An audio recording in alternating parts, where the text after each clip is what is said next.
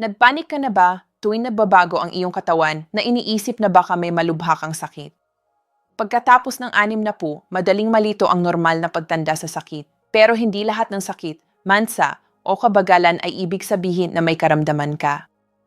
Sa katunayan, marami sa mga pagbabagong ito ay simpleng natural na paraan ng iyong katawan na mag-adapt sa paglipas ng panahon. Ang problema ay karamihan sa mga matatanda ay hindi maintindihan ang mga senyas na ito. Nagmamadali sila sa ospital o nagsisimulang uminom ng mga gamot na hindi naman kailangan, gayong ang talagang kailangan nila ay pag-unawa at katahimikan. Ang ating kultura ay pinalaki tayong matakot sa pagtanda, parang bawat kulubot o pagod na kasukasuan ay isang pulang bandila. Pero ang pagtanda ay hindi sakit, proseso ito. Isang magandang biological na paglipat na may sariling ritmo at karunungan. Ang susi ay ang matuto kung paano makilala ang normal at ang hindi normal. Kapag naintindihan mo na ang wika ng iyong katawan, maaari kang tumigil sa pamumuhay ng may takot at magsimulang tumanda ng may kumpiyansa. Kaya naman sa video na ito, pag-uusapan natin ang 5 karaniwang pagbabago na maaaring magulat sa iyo, pero hindi ibig sabihin na may sakit ka. Mga senyalis lang ito na ang iyong katawan ay maayos na nag-a-adjust sa mga taon na iyong nabuhay. Manatili hanggang sa huli dahil makakakita ka ng kapayapaan at marahil kaunting pagmamalaki sa ginagawa ng iyong katawan para sa iyo araw-araw ng tahimik. Magsimula na tayo. Una, mas manipis na balat at madaling magkapasa. Isa sa mga unang bagay na napapansin ng maraming matatanda ay nagiging mas manipis ang kanilang balat at mas madaling magkapasa. Isang magaan na banggaan na dati ay hindi nagtatanda, ngayon ay maaaring mag-iwan ng lilang mansa na tumatagal ng ilang linggo bago mawala. Natural na mag-alala at isipin na may mali sa dugo o atay, pero sa karamihan ng pagkakataon, ang balat mo lang ay tumatanda. Narito ang talagang nangyayari. Sa paglipas ng panahon, ang layer ng taba at connective tissue sa ilalim ng balat ay unti-unting nagiging mas manipis. Ang mga ugat ng dugo na dati ay mas malalim, lumalapit na sa ibabaw, at ang mga dingding ng mga ugat na iyon ay nagiging mas mahina. Ibig sabihin, kahit ang magaan na presyon, tulad ng sintas ng relo o pagkasalpak sa mesa, ay maaaring magdulot ng maliit na pagdurugo sa ilalim ng balat. Hindi ito senyales ng sakit, senyales ito ng panahon. Ang iyong balat, tulad ng natitirang bahagi ng iyong katawan, ay nawalan na lang ng ilan sa kanyang puunan. Maaari mo itong isipin bilang isang lumang leather na upuan. Malakas pa rin ito, maganda pa rin, pero wala na ang malambot na pagkakapalaman nito noong bata pa. Para makatulong, uminom ng maraming tubig, protektahan ang iyong balat mula sa matinding sikat ng araw, at gumamit ng malambot na moisturizer araw-araw. Ang layunin ay hindi ang baligtarin ang pagtanda, kundi ang suportahan ang natural na katatagan ng iyong balat. At ang pinakamahalagang bagay, huwag mag-alala. Kung makita mong ang isang pasa o gasgas ay mas matagal na gumagaling, hindi iyon pagpalya ng iyong katawan. Ang iyong katawan ay nagtatrabaho lang ng may mas maingat na pag-iingat kaysa dati. Kinita mo ang mga marka na iyon sa pamamagitan ng dekada ng buhay, at kahit mukhang marupok ang mga ito, mga paalala ang mga ito kung gaano katagal na pinangalagaan ng iyong balat ang lahat ng iyong pinagdaanan. Pangalawa, pakalimot ng mga pangalan o salita. Paminsan-minsan, pumapasok ka sa isang silid at hindi mo matandaan kung bakit ka pumunta roon. Nakikita mo ang iyong kapitbahay dito sa inyong barangay at ang kanyang pangalan ay hindi na pumapasok sa isip mo. Sa isang sandali, tila bumibilis ang iyong puso. Nag-iisip ka, baka magsisimula na ang demensya. Pero huminto muna bago magpanik. Ang paminsan-minsang pagkalimot tulad nito ay hindi kinakailangan senyales ng sakit. Ito ay isang natural na bahagi ng kung paano gumagana ang nagtatandang utak. Narito ang katotohanan. Sa paglipas ng panahon, ang bilis ng pagkuha ng utak ng impormasyon ay bumagal, pero ang kakayahan para sa kaalaman at pag-unawa ay talagang lumalaki. Isipin ang iyong isipan bilang isang lumang at napakagamit na aklatan dito sa ating bansa. Puno ito ng dekada ng mga karanasan, katotohanan, emosyon at karunungan, pero minsan ay kailangan ng kaunti pang oras para mahanap ng librarian ang eksaktong libro na hinahanap mo. Nandoon pa rin ang impormasyon. Kailangan lang ng sistema ng kaunting oras para mahanap ito. Ganap na normal na makalimot ng salita at matandaan ito mamaya kapag hindi ka na nag-iisip dito. Iyon ang sistema ng pag-file ng iyong utak na nag-aayos at nagtatawid ng mga sanggunian. Ang tunay na pagbaba ng kakayahan ng utak ay kinabibilangan ng patuloy na pagkawala ng memorya na nakakasagabal sa pang-araw-araw na buhay, paglimot ng mga kilalang mukha, pagligaw sa iyong sariling barangay, o nahihirapan sa mga simpleng gawaing ginawa mo na sa loob ng maraming taon. Isang simpleng paraan para makilala ang pagkakaiba. Kung makukuha mo pa rin ang nakalimutang impormasyon pagkatapos, normal na pagtanda lang iyon. Kung hindi mo kaya at patuloy na nangyayari, sulit ang kumonsulta sa propesyonal. Para mapanatiling matalim ang iyong utak, hamunin ito tulad ng isang kalamnan. Magbasa ng bago araw-araw. Matuto ng ilang linya ng isang lumang kundiman o magkaroon ng makabuluhang pag-uusap sa isang taong mas bata sa iyo. Panatilihing buhay ang kuryosidad. Ang pagtanda ay hindi nagpapaliit ng iyong isipan, hinihiling lang nito na gamitin mo ito sa ibang paraan. Kaya naman kapag nakalimutan mo ang isang salita o pangalan, huwag magmura ang sarili mo. Umiti ka at ipaalala sa iyong sarili na ang iyong utak ay puno ng isang buong buhay na alaala at minsan ay kailangan lang nito ng kaunting mas maraming oras para buksan ang tamang pintuan. Kung patuloy mong pinapanood ang video na ito at natutuklasan mong mahalaga ang mga saloobing ito, mangyaring mag-iwan ng komento na may numero 2 sa ibaba para malaman ko na nandito ka. At kung hindi ka pa nag-subscribe, inirerekomenda ko na gawin mo ito at i-activate ang kampanilya para hindi ka makaligtaan ng kahit anong video. Ang iyong suporta ay tumutulong sa amin na patuloy na lumikha ng magandang content para mapagalaman at magbigay inspirasyon sa iyo. Ngayon ay magpatuloy tayo. Pangatlo, kailangan ng mas maraming tulog o mabilis na pagod. Maaaring nakakabalisa kapag nagsisimula kang matulog sa upuan pagkatapos ng hapunan o nagigising ka ng ika-negatibo 5 ng umaga kahit anong oras ka matulog. Maraming matatanda ang nag-aalala na ang patuloy na pagod o mga pagbabago sa pattern ng tulog ay nangangahulugan ng masama para sa puso, thyroid o utak. Pero ang katotohanan ay ang mga pagbabagong ito ay kadalasang resulta lang ang natural na mga pagsasaayos sa panloob na orasan ng iyong katawan. Sa paglipas ng panahon, bumababa ang produksyon ng melatonin, ang hormone na nag-aayos ng tulog. Ibig sabihin, ang iyong katawan ay nagsisimulang humiling ng pagtulog ng mas maaga sa gabi at maaari rin itong magising ng mas maaga sa umaga. Bukod dito, ang iyong mga cycle ng malalim na tulog ay nagpapaikli. Kaya naman ang mga matatanda ay karaniwang natutulog ng mas magaan, nagigising ng mas maraming beses at nag-aantok sa araw. Hindi ito senyales ng sakit, ang iyong katawan ay nagsisynchronize sa isang bagong ritmo. Isipin ito bilang iyong sistema na nag-a-adapt sa mas tahimik at malambot na ritmo ng buhay. Pagkatapos ng dekada ng mahabang araw, maaga na gumising at patuloy na mga responsibilidad, ang iyong katawan ay nais na pahinga na ngayon at okay lang iyon. Kung natutulog ka ng mas maaga, tanggapin mo ito. Gumawa ng rutina para sa pagtulog na sumusuporta sa iyong natural na ritmo. Pabain ang ilaw, bawasan ang temperatura, at iwasan ang mabibigat na pagkain o maliwanag na screen sa gabi. Sa halip na labanan ang mga senyas ng iyong katawan, makiisa sa kanila. Tandaan mo rin na ang mababa ang enerhiya ay hindi lading ibig sabihin na may mali. Bumagal ang iyong metabolismo, mas mabagal na nagkukumpuni ang iyong mga cell, at mas matagal na gumagaling ang iyong mga kalamnan. Normal na pagtanda iyon, hindi kahinaan. Narito ang susi.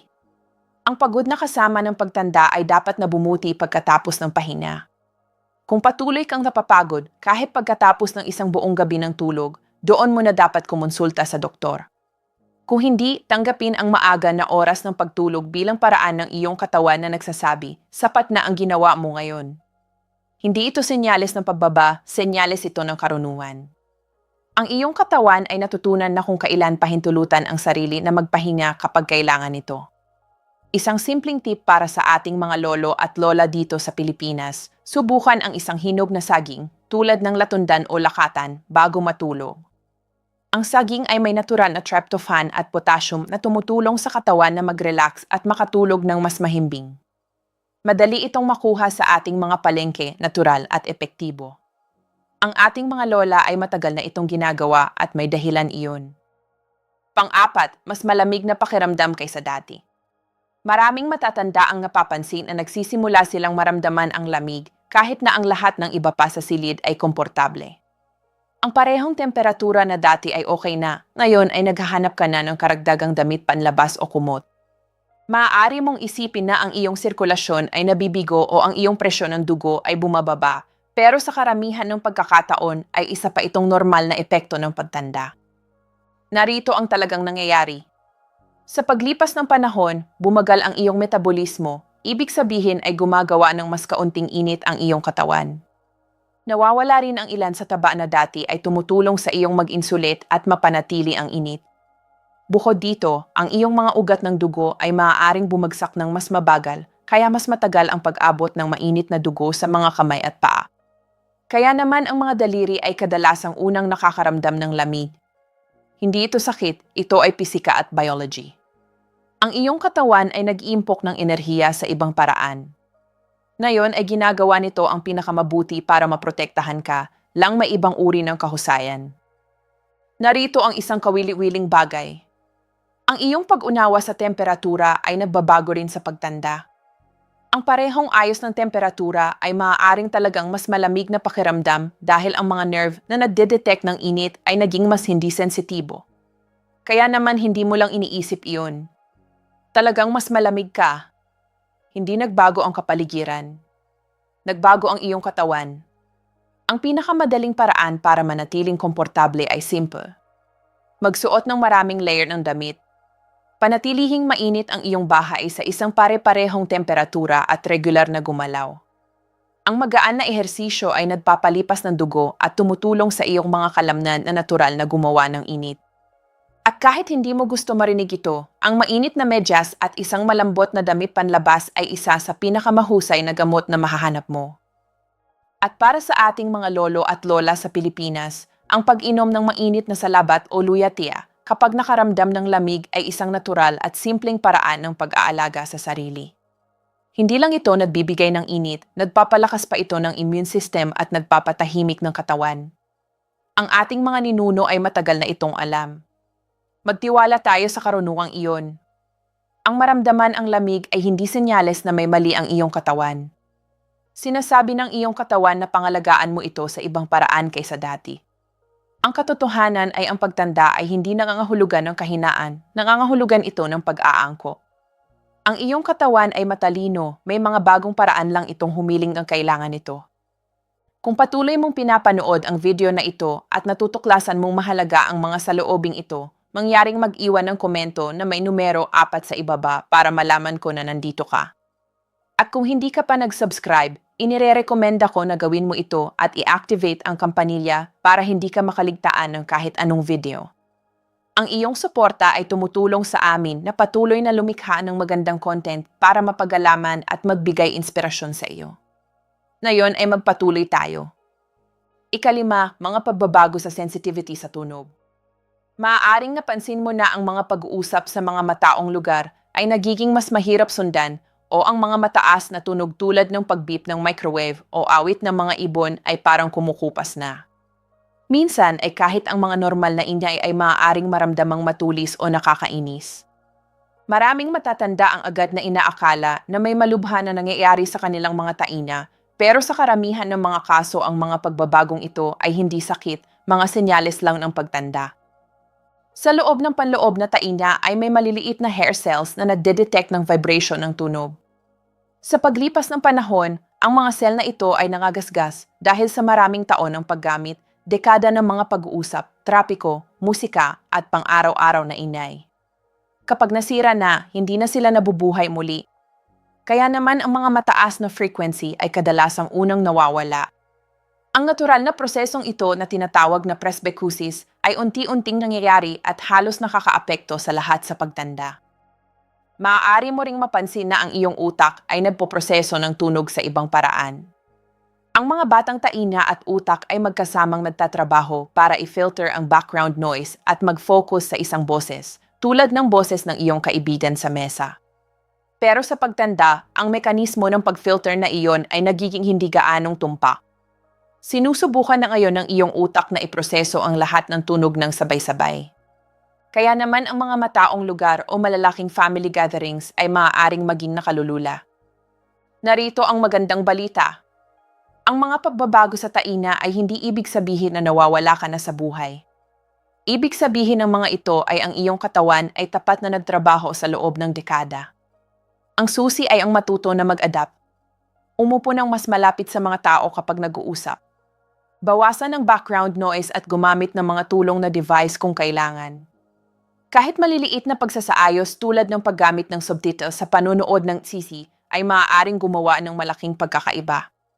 Isang bagay pa, maraming tao ang nag-iisa kapag nagsisimulang mahirapan sa pakikinig, iniisip na mas madali na lang ang umiwas sa mga social na sitwasyon. Pero iyon ay isa sa mga pinakamasamang magagawa mo. Ang koneksyon sa kapwa-tao ay nagpapanatiling buhay ang iyong utak at puso. Huwag mag-withdraw. Mag-adapt. Makipag-usap ng bukas sa iyong mga mahal sa buhay tungkol sa iyong mga hamon sa pandinig. Ang iyong tapang, karunungan at kagalakan ay hindi nakatali sa perpektong pandinig. Nakatali ang mga ito sa iyong kakayahang patuloy na lumabas, patuloy na makinig sa puso, kahit pagod na ang iyong mga taina. Iyon ang kagandahan ng pagtanda. Maaari kang makarinig ng mas kaunti, pero mas naiintindihan mo ng higit pa bawat taon. Huling sa loobin, ang pagtanda ay nagdadala ng maraming pagbabago. Ang ilan ay nakikita natin sa salamin, ang iba ay nararamdaman sa kaibuturan. Pero ang katotohanan ay hindi lahat ng pagbabago ay senyales ng sakit. Marami sa kanila ay simpleng paraan ng pag-aayos, pag-a-adapt at pagtupad ng iyong katawan sa pangakong habang buhay na panatilihin kang buhay. Lumipas ka sa dekada ng paggalaw, pag-iisip at pagdama. Ang iyong katawan ay naglingkod sa iyo sa pamamagitan ng mga bagyo at mga panahon. Karapat-dapat na ito ngayon sa pasensya at pag-unawa, hindi sa takot. Madaling malito ang bawat bagong sakit o pagkakaiba sa isang sintomas, lalo na kapag napalilibutan ka ng mga advertisement na nagbababala tungkol sa mga sakit at gamot. Pero ang karunungan sa pagtanda ay ang matuto kung paano makilala ang nangangailangan ng pag-aalaga at ang simpleng kailangan lang tanggapin. Iyon ang balanse ng isang mahabang buhay na mapayapa, ang malaman kung kailan kikilos at kailan magtitiwala sa natural na ritmo ng iyong katawan. Kaya naman kapag napansin mo na ang iyong balat ay mas manipis na, ang iyong memorya ay mas mabagal, o ang iyong enerhiya ay nagbabago, huwag magpanik. Mumiti ka, huminga ng malalim at ipaalala sa iyong sarili na ito ay bahagi ng disenyo. Ito ang mga senyales na nabuhay ka ng sapat upang masaksihan ang isang bagay na hindi karamihan ay nakakaranas, ang iyong katawan na tumatanda kasama mo, hindi laban sa iyo. Ang susi ay panatilihin ang kuryosidad, maging mahinahon sa iyong sarili at manatiling aktibo sa puso at sa isipan. Ang pagtanda ay hindi nag-aalis ng iyong halaga, mas pinalalim pa nito ito. Ang bawat linya, bawat pagbabago, bawat pagsasaayos ay nagkukwento ng katatagan, paglaki at biyaya. Salamat sa pakikinig mo ngayon. Gustong-gusto naming marinig ang iyong saloobin. Mag-iwan ng komento sa ibaba at ibahagi ang isang bagay na natutunan mo ngayon at kung paano mo ito gagamitin sa iyong buhay. Ang iyong mga opinyon ay mahalaga sa amin, kaya huwag mag-alinlangang ibahagi ang mga ito. Ang pagbabasa ng iyong mga komento ay nagbibigay sa amin ng malaking motibasyon at lakas. Kung nagustuhan mo ang video na ito at nahanap mo itong kapakit-pakinabang, mangyaring mag-like, mag-subscribe at ibahagi ito. Ang iyong suporta ay tumutulong sa amin na patuloy na lumikha ng magandang content para mapagalaman at magbigay inspirasyon sa iyo. Salamat sa panonood at hanggang sa susunod na video. Ako si Elena Santos at narito kami para sa inyo lagi.